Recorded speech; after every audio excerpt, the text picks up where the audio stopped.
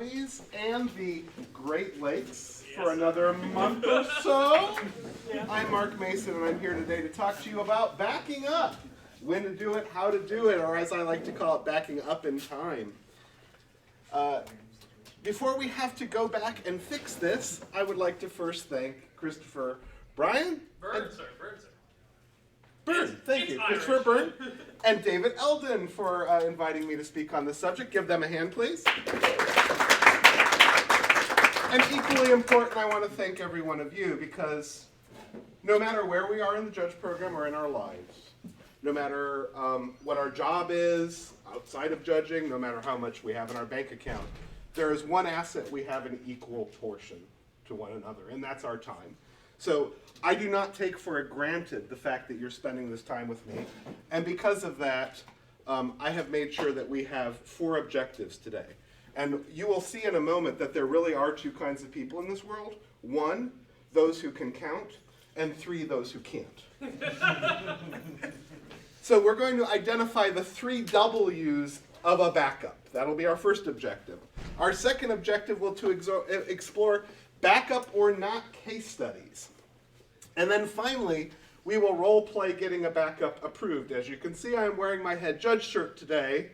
That will come into play during our role play. Objective number 1.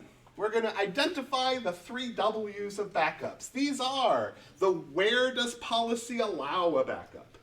It is the who can authorize a backup W, and finally the what is backing up in detail. So, where does policy allow a backup? Does anyone know by a show of hands? By a show of hands. Okay. How many people think they know by a show of hands? And how many people are willing to at least guess at one? I would like hands to be high in the air, like you're calling for a judge and you mean it. Thank you so much. By the way, I'm a very interactive speaker, so if you feel like you want to say amen or hallelujah or any of those things along the way, you're totally authorized to do so. So where's my hands of people who'd like to at least guess? Go ahead. Game rules violations. A GRV. Let's see, I think that's even our number 1. Yep, there it is. Under IPG 2.5. Who else has a guess or is willing to make one? Hidden Carter. Hidden Carter, let's see. Is it up there? Oh, yeah, it is, but it's the next one. Hidden Carter under IPG 2.3. And then the communications policy violation is our last one, IPG 3.7. There is really a 3.5 place that we can authorize a GRV. And if my memory is correct, what is your name, sir, taking the notes with the red pen? Nick. You were judging yesterday? I was. I saw Nick do a rewind on a spell, I think, that had an illegal target or something. You were right over here with the sealed event. Is that correct? I believe so. I believe they were targeting targeting something that had protection from white with a white spell. With a white spell. And so I saw Nick do a rewind at regular. So this is a tool we also have at regular. But with everyone's permission in this room, for the rest of the objectives, I'm going to be talking about competitive because that's what we're focused on today. Is that fair? Yes. Thank you. So, there's your bonus. Backups are also a tool at regular. Who can authorize a backup? Does anyone know this? Show it by a show of hands. How many people think they know by a show of their other hand? And how many people would like to guess? Go ahead. Head judge. Ken. Let's see. I think that's probably one of the ones. This might be all of them at once. Let's see. Oh yeah, the head judge. Absolutely. Anyone else? At a Magic Fest or other like event, appeals judge. An appeals judge, okay. That one is not on the list, but that is true. Yes? Generally speaking, it's going to be a team lead. And really, the appeals judge will be all 3, so we're in agreement. And the sort of official answer is anyone the head judge has told you can. That's really what the fundamental answer is. Any idea why we put some limits on who can do this or authorize it? Yeah. So once a backup is done, it can create complications in the game state to where if it's broken, you can't really go back. But if you try to fix it, you make it more broken. For sure. And do we want to implement a fix that makes a game still be broken? No. Like, no, we don't want to do that. That doesn't make a whole lot of sense. That's hardly a fix then. Great answer. Okay, so what is a backup and how is it done? Anyone know what a backup is? Go ahead. It's Tell me. Basically rewinding, taking back actions to a previous game state to where error occurred. Okay, can I take them back in any order I want? Nope, in the state, basically the most recent events done first, Okay. and kind of like how the stack works. Can I take them back until I was confused? No, just How far do I take them back? only until the error occurred. Until the point of the error. Okay, anything else about backups anyone else wants to add to that? Yeah. It's important to confirm the backup with both players to get as much information as possible before backing up anything. For sure, for sure. Yeah, so that's what a backup is. How it's done is some of the other things we talked about. You're going to identify the point of the error. You're going to identify that it is an infraction that allows us to do a backup, right? And then you are going to get the approval once you've understood it, provided that you're going to advocate for it at all. And then we are going to go back through those actions one by one. And it was really good that your example included like a lot of problems with the backup, right? So we got to see what is at stake here. Okay, so objective 2, we're going to back up or not in the case of the Cryptic Command. Here we are. Active player is going to say Phyrexian Unlife. And they're going to cast this spell. It says you don't lose the game for having 0 less life.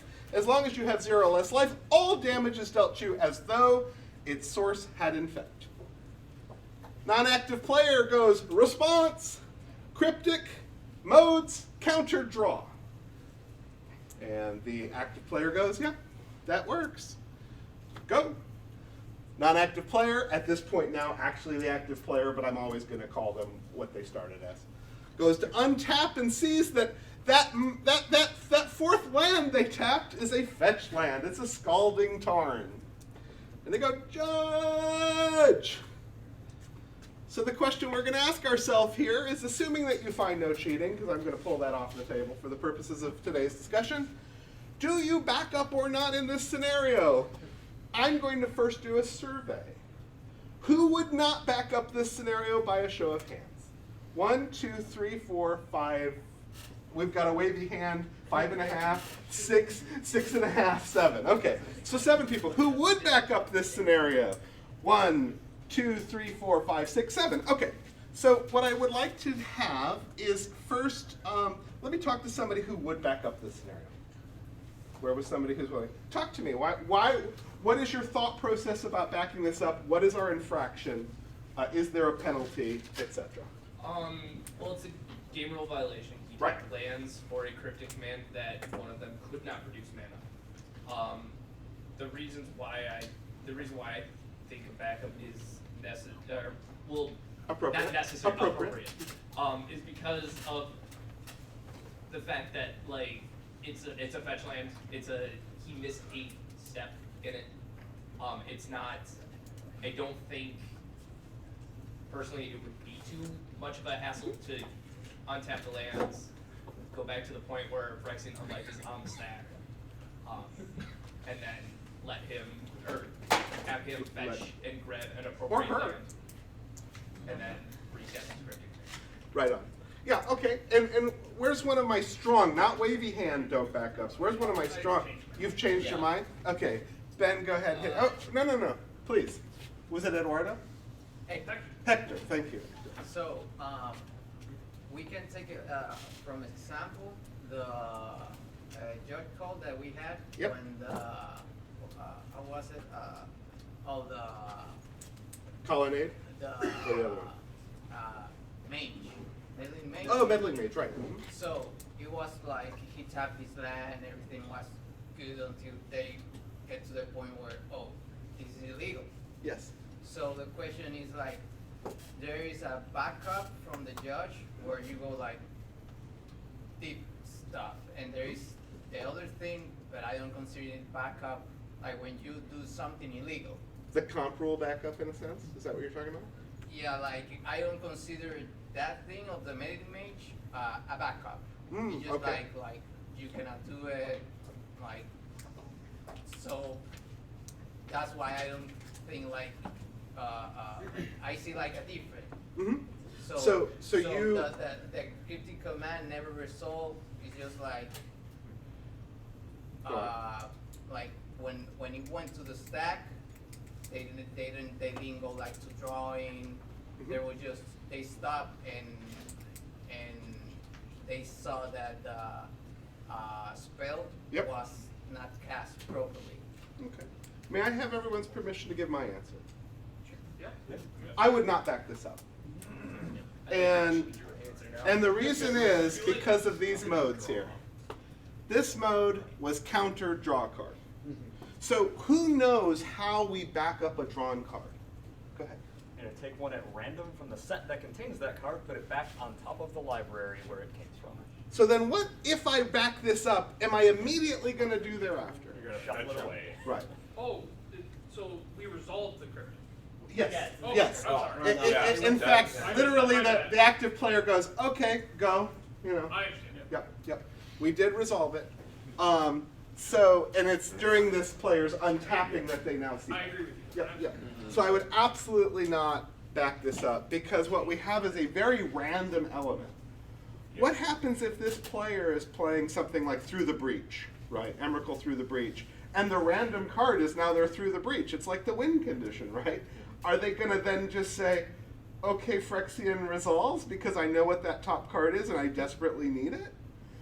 We've created a lot of variance in the way the lines of play are going to happen, as well as if a dead card goes on the top, they're like, woohoo! And giving an extra card to a blue mage, this is a really significant deviation. So I would not, and if I were your head judge and you came to me with this scenario, I would suggest to you that, I would tell you that we're not backing up, and I would suggest to you this is the reason why. Okay, so there we go. Objective 2, back up or not. This is the return of the case of the Cryptic Command. Let's learn by doing or not doing. Active player says Master of Etherium. Non-active player goes respond, cryptic, counter, tap the team as our modes. That resolves. Spell gets put to the graveyard. Active player says go. Non-active player, now the active player, goes to untap, finds that Scalding Tarn, calls judge. By a show of hands, would anyone? Okay, so of the people who, well, let's just say, would you back this up by a show of hands? Okay, who would not back this up by a show of hands? We're all in agreement, and I'm in agreement with you. What made this different? Go ahead. We're not manipulating the deck in any way, which means that we're not possibly causing different outcomes by taking a role in the call. So, right, and so Terrence, let me ask you this. Cryptic Command itself has modes. Yes. Are you worried at all that the non-active player will now say, well, you know what, now that I've had more time to think about it, I would like to counter the Master of Ethereum and instead draw a card, or instead bounce a thing? Do you have concerns about that? Nothing's happened since then. If he'd drawn a card or something For sure. since then, that would start to weigh in more. But since nothing's actually happened, we're not actually causing any change in the board state. And I mean, what's past 10 seconds here? Maybe 15. Yeah, sure. No, like we're not talking about they've had an hour to mold over. For sure. I agree. I threw that in there to see, how you felt about the fact that there could be a different line of play, because this is something we at least want to be considering. If you know this matchup, like they're playing against Affinity, the likelihood that they don't want to tap the team, that's not the right play, is pretty darn small. I mean, it's just very, very likely we're going to get the exact same play. So I completely agree. Finding no cheating, I think we back this one up for all the reasons that have been stated. So here's objective 2, back up or not, the curious case of the Tarnished Fetch. So our player finally fetches before they do things. They tap this Scalding Tarn, active player goes fetch a mountain, cast Through the Breach, Emrakul you. Non-active player starts to sacrifice 6 permanents. And then this happens. There's a Leonin Arbiter. Cat Jesus is up there getting sacrificed. And it reads, players can't search libraries. Any player may pay 2 for that player to ignore this effect until the end of the turn. All right? Judge! As you think about this scenario, and I know you've not had a whole lot of time, but we don't have a whole lot of time, right? So with that, I'm going to move forward and ask who would back up this scenario? 1, 2, maybe 1.5, 3, 4. Okay, who would not back up this scenario? Okay, 1, 2, 3, 4. Let's start with the nots. I'd like to hear from you. Why would you not back up this scenario? Me. No, right here in front of you. Yeah. Thank you, Hector. My first intuition is that the lead and arbiter player has seen both a Through the Breach and an Emrakul, and given the other player information about what they're sacrificing and intending to sacrifice. So my first intuition is that there's a lot of information being gained, and that a backup could be perilous, but I'm open to... Let me ask a different question. What if it were game 3? During your investigation, you find it's game 3 of this match. That doesn't change Well, the turn. well, yeah, I agree. I mean, they could have sideboarded all that in, right? It could all be invisible information. But I mean, if you ask the table, do you know what your opponent's on? And they say, yeah, he's on Emrakul Through the Breach. Would that influence you? Or is just the mere fact that you know they're in hand enough? In that instance, I do think that it does change the amount of information gained. a Sure, little bit, amount, but I don't absolutely. know if it's like how quantifiable I could say it is. Like you said, the in-handedness of the spell. Any other reason you wouldn't back this up? Besides that? Besides the information game? Not off the top of my head. Very good. Who's one of my backup people? Patrick. So I think in this case, what I look at, yes, there's a fetch on the field. Okay, we got a land. We didn't draw a card, whatever. Yeah. The biggest thing in this case to me is how damaging is the board state now versus how Sure. damaging would it have been. Yep. And we're giving a player who committed a penalty an Emrakul and making the opponent sacrifice 6 lands. I want to lean this way as long as I can. So that makes me want to back up because we're giving someone who didn't necessarily cheat, but did something wrong. Sure. A Huge lot of advantage. advantage, right? Probably the game. Probably the game. So that makes And me if it's game 3, probably the match. Right, yes. Okay. So that makes me want to more back up for sure. All right, so let me ask a different question. Let's say you were to want to back this up, and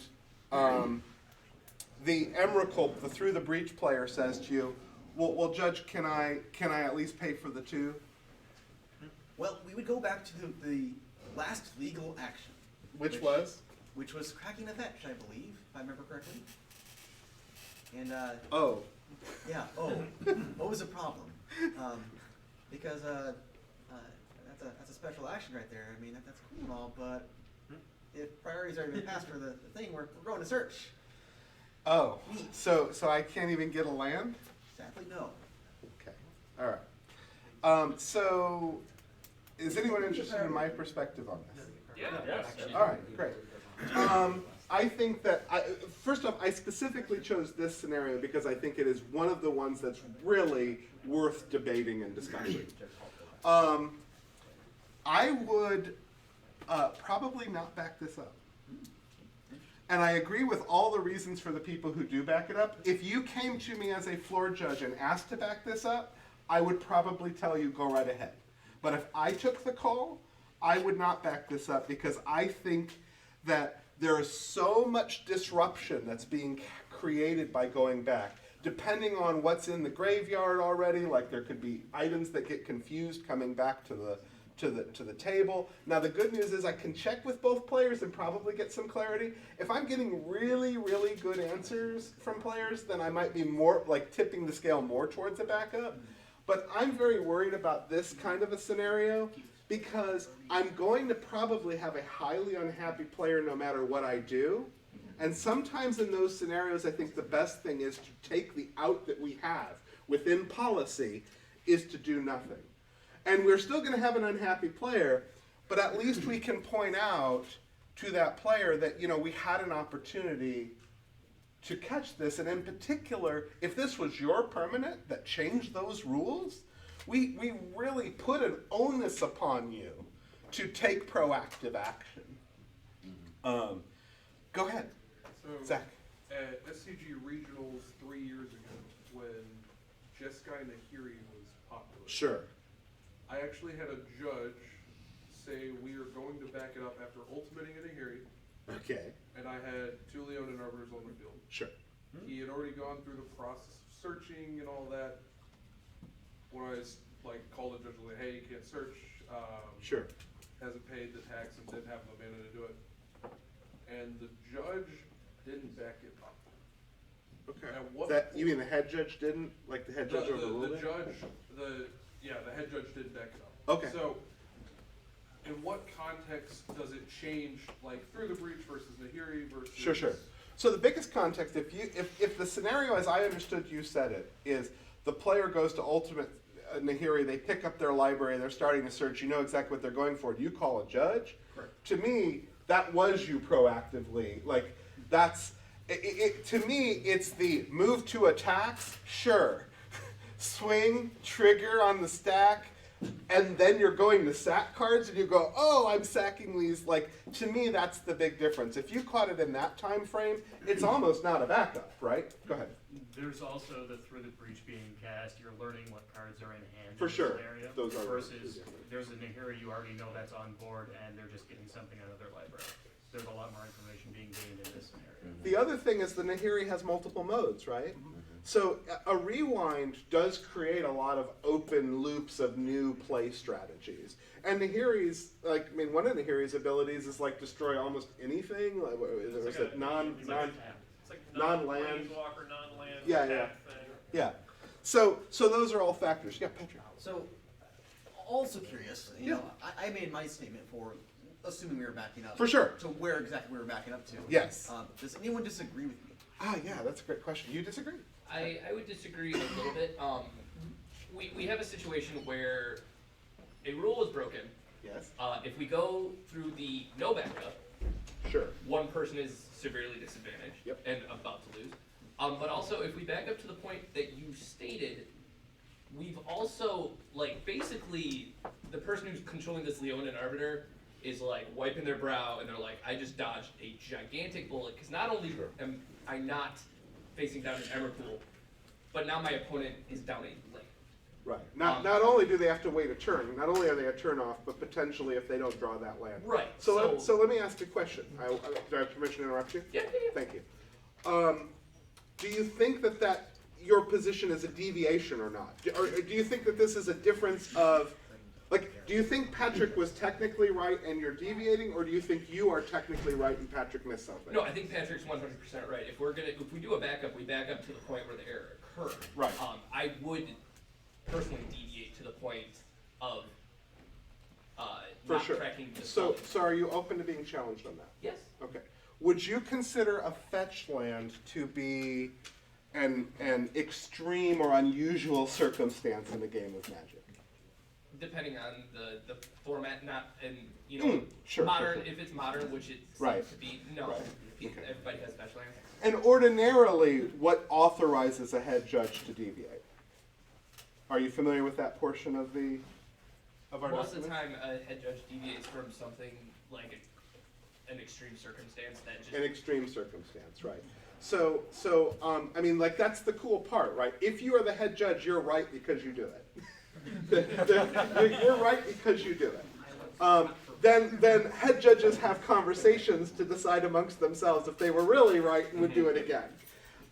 This is a scenario where I completely agree with Patrick, and that's really why I played the sympathetic player to see if I could trick him.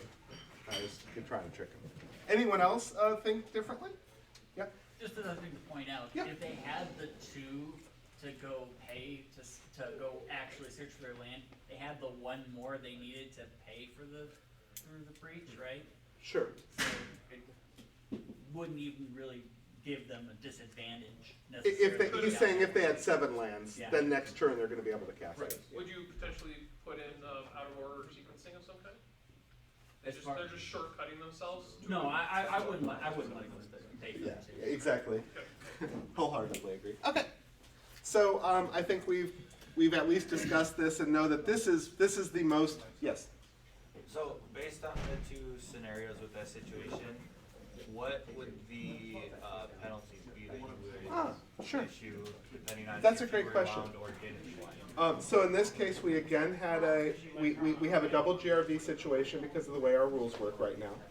I would issue the GRV warning, assuming there's no upgrade path that's relevant to both players, and then my fix is either to do the thing or not do the thing. And then we are all in agreement, or I think we're mostly in agreement as to where. We're doing it to the point of the fetch. We're not going to let them pay that mana, which is a special action, doesn't even use the stack and all that fun stuff, just because of sadnesses moments. Right. Okay, so here's the curious case of the intentional Goyfa. Yeah. Active player goes, attack with my Goyf. Non-active player who's at 3 life says, how big is it? Active player thinks to themselves in their mind, it's a 4/5, but says, I have 2 cards in my graveyard. Non-active player goes, nothing in mine, no blocks. Damage? Question mark. Active player says, take 4, good game. Non-active player says, judge. So what were these 2 cards? Here they are. There's a Tarfire and a Phyrexian Reclaimer up in the graveyard. How many types do we really have here, friends? 4. Okay. So let me see if the next slide says, oh yeah, it doesn't say back up or not. So what is our thoughts on backing up or not in this scenario? Who would back up? Who would not back up? Okay. And can I call on you? Why was your reasoning for not backing up? Because nothing was done here. He swang and didn't block. Goyf's, like, I'm trying to remember the term for his defining characteristic. You just did it. You just did it. It's just there. He didn't lie to his opponent at any point in time. He said, I have 2 cards in my graveyard. That's free information. You can look at what they are, see what types. It's free information? Or is it derived information? Okay, it's going to Colin Scott. You're correct, but this is derived information, which is, in competitive REL, I have no responsibility for helping my opponent with it. So this is one of these cases, and I'm absolutely, give yourselves a hand for no one raising their hand though backing this up. There's no penalty here. If there's no penalty, what authorizes us to do a backup? Nothing. Right. Now, what about if we were at the jar in this case? Would that change the scenario if we were at judging at regular? If this was FNM? I think it depends on what kind of event you're running and the player base you have, but it's very unlikely unless you have a very good player, I think. Okay. May I challenge that? You can. Actually, let me see what Dalton has to say first.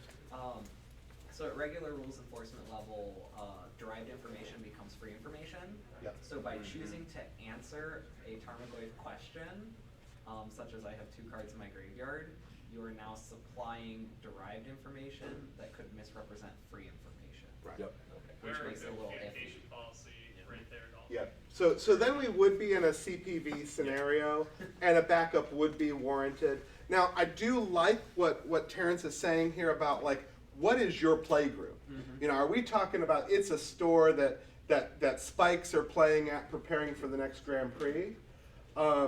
Well, my general response would be to say, well, you know, policy will let us do this here, but you couldn't do this at your next event. So players, what are we doing? I try to get the players to agree on a fix. Yeah. But all things being equal, I'm going to follow what the jar says, and the jar would authorize this as a rewind. Okay. So here's the curious case of the unintentional Goyfa. Active player says, attack with my 2 Goyfs. Non-active player, again at 3 life, says, how big is it? Active player says, it's a 2/3. Instant and creature, the non-active player asks. Yeah. I have an instant and a creature. Or the non-active player asks that, the active player says, yeah. Okay, push 1, move to damage. Oh, it's a 4/5. Judge? Okay. Would anyone back up or have new thoughts on this? Who would back up? 1, 2, 3, 4, 5. Yeah, question. I don't follow the question. Would you go? Oh, sure. Yeah, of course. Okay. So, active player goes to attack. Attacks with 2 Goyfs. Non-active player who's at 3 life asks how big is it? We're at competitive again. Asks how big it is. Active player says it's a 2/3. They look at their graveyard, they see 2 cards. They go, it's a 2/3. Okay. So same graveyard as before. Same graveyard, same scenario, right. Non-active player checks and says, is one of them an instant? Because they're thinking, I'm going to fatal push this, but I can't make the Goyf bigger after pushing it, right? So they go, is one an instant and a creature? Because they also are going to kill the Goyf, right? So they also can't make the other Goyf bigger by killing a Goyf. They go, is that instant and creature in your graveyard? Active player says, yes, there's an instant and creature in my graveyard.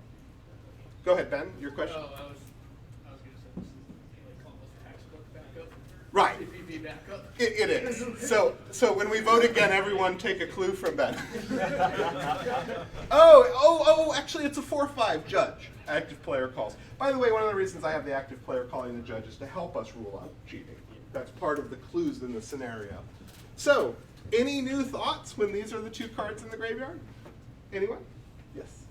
Yeah, so on Ben's guidance here, this is in fact a textbook case of communication policy violation because another player took an action or made a decision based on incorrect information. Yeah. Relied on it Yes. in their decision-making process. It's not enough that somebody said something that was incorrect for us to back up to it. Also, in a case like this, where do we back up to? On a CPV rewind, where do we back up to? Who knows? Or thinks they know? Do you have a thought on this, either of you?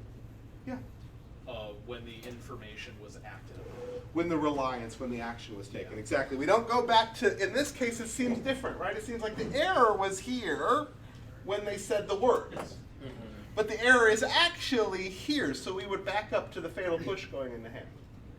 Yes? And that would also be like if a player chose no blockers. Right. Then obviously we want to, it may take some sleuthing. Right. The non-active player to figure that out. Right. Very good. Okay. So I agree. We would absolutely back this up under our CPV rewind situation. So here's the curious case of the jumping off the accumulated knowledge. Yes? I have a quick question about the last one real quick. Oh, sure, of course. Can you go back to the one more page? One more, yeah. So in this scenario, let's say, instead of saying how big is it, the opponent just says, do you have an instant and a creature in your graveyard? Right. And he says yes. Yes.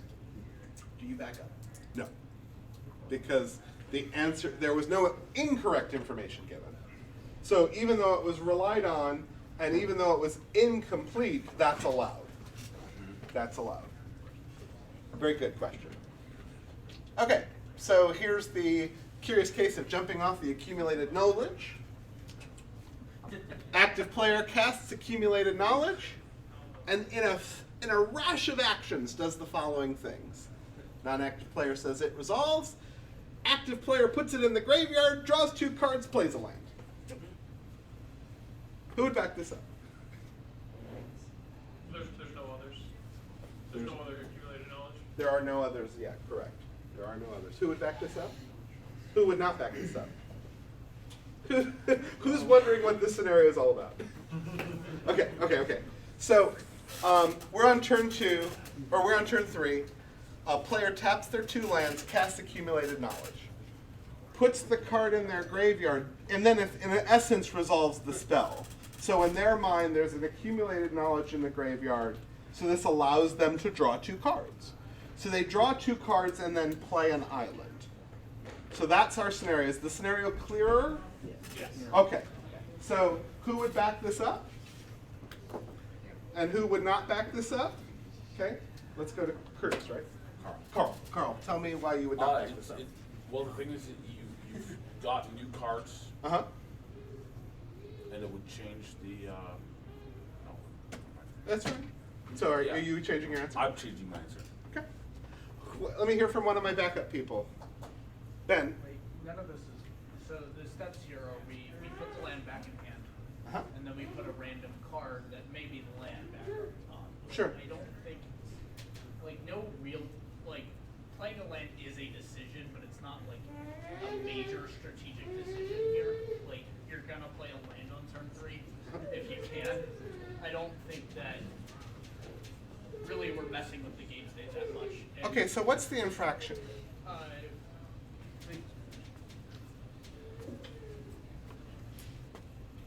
Anyone? GRV? Or no? It could be a GRV. Okay. It could be. I would go GRV or. You could go GRV or HCE.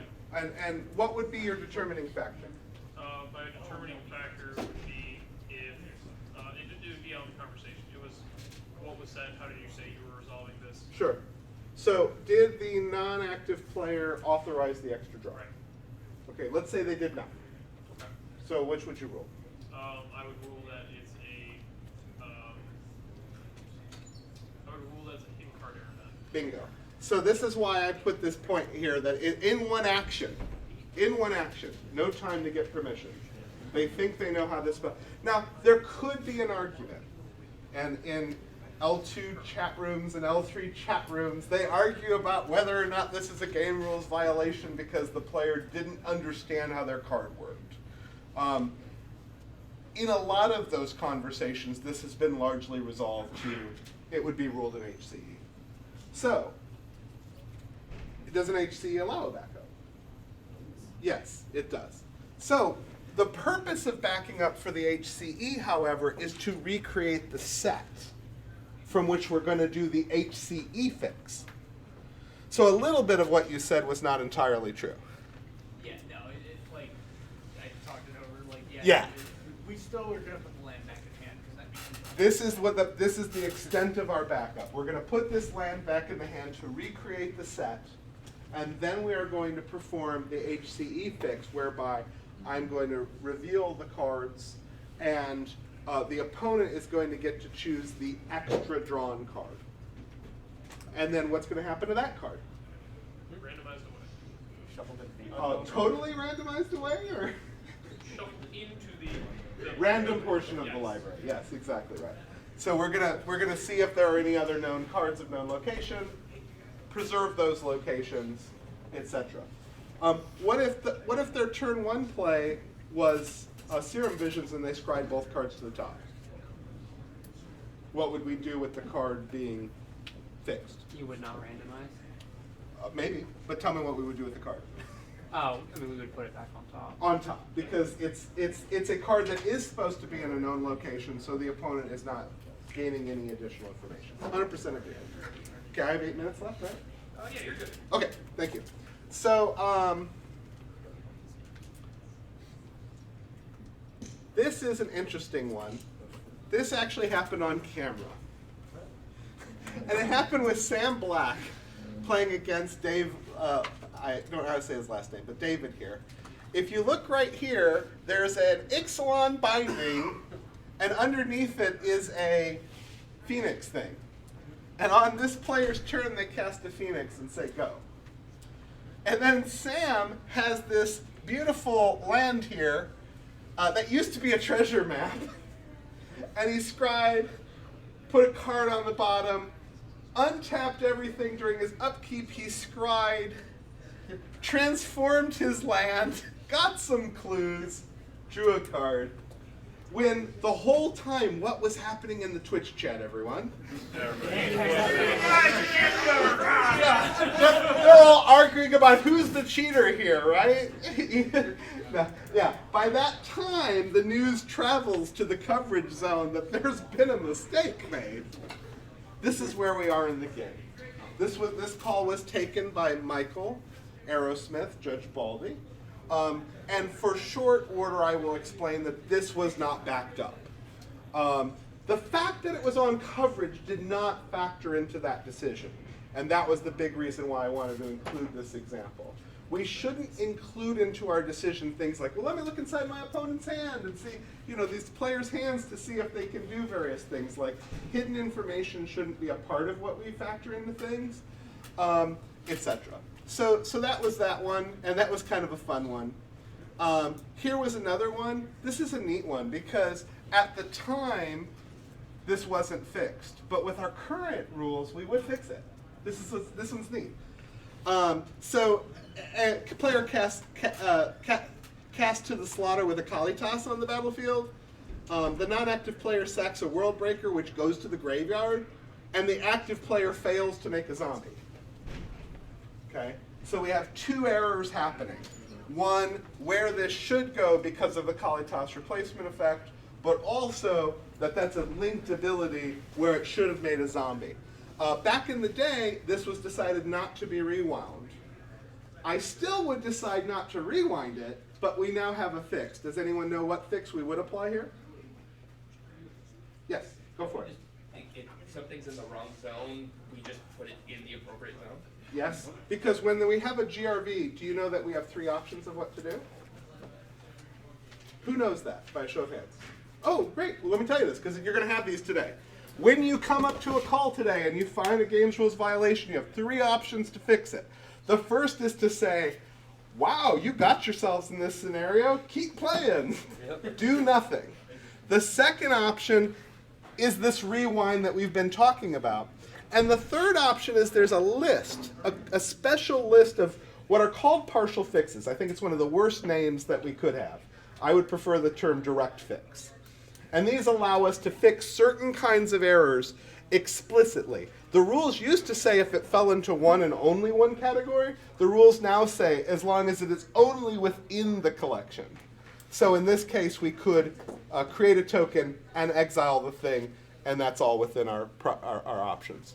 Ben, you had something to say about that? No, I was just going to say partial fixes. Yeah, partial fixes, correct.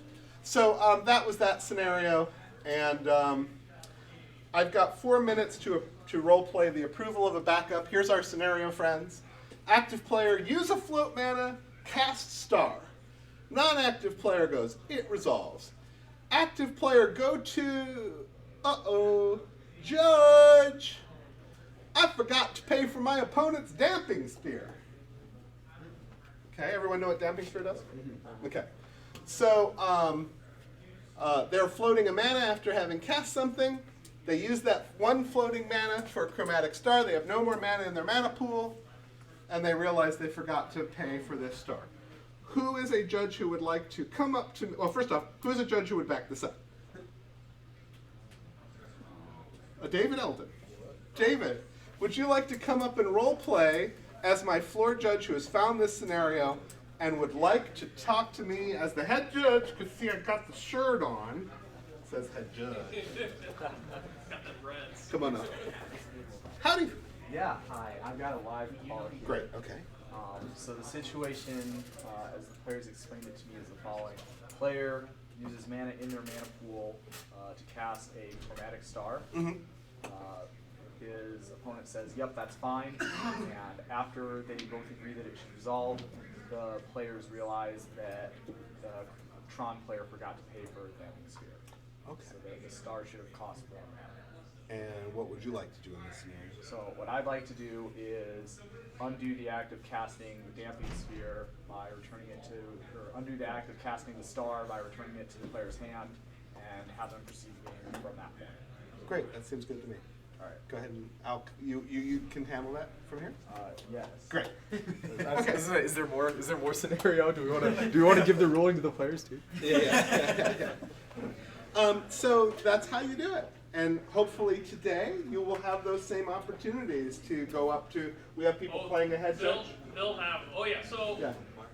We'll get into how that's all going to work a little bit, but you will have the opportunity to speak with the head judge and explain backups. Matt, just real quick. Yes. David, that was beautiful. The first words out of your mouth. Live call. This is a live call.